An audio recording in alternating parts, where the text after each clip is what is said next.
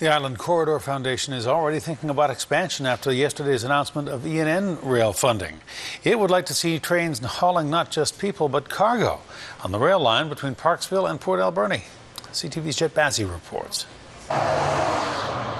For a few kilometers, this rail line runs parallel to the Alberni Highway, connecting Parksville to Port Alberni, a connection that was abandoned more than a decade ago. $7.5 million for the Island Corridor Foundation to upgrade infrastructure along the E&N line.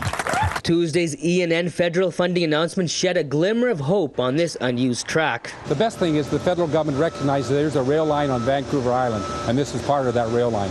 Former Port Alberni Mayor Ken MacRae says he is optimistic that this stretch of rail could be next in line for funding and resurrection.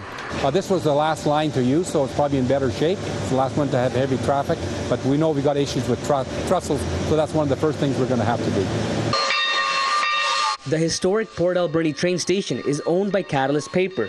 The Island Corridor Foundation already has a deal in place with the company to use the train station as a destination point, connecting Port Alberni to Victoria.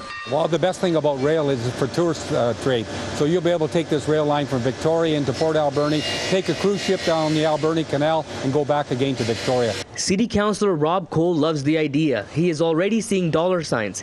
He says the connecting rail line would do wonders for Port Alberni's economy. More and more transportation links to our deep sea port for the Asian Pacific sort of market, and so if we can upgrade our rail line so that we can do that, and roadways and all that infrastructure, it's just a positive thing for Port Alberni. It is being proposed that the coal from the Raven coal mine be hauled by truck down this windy highway up to the port.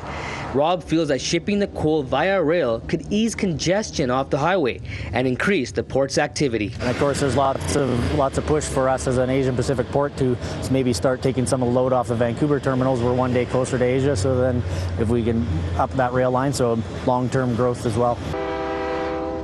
The exact cost of resurrecting the rail line hasn't been hammered out. It could be in the tens of millions of dollars, but lobbying has already begun for the funding. Money the city's former mayor says would be well spent connecting the whole island with tracks of steel. Jet Bazzi, CTV News, Port Alberni.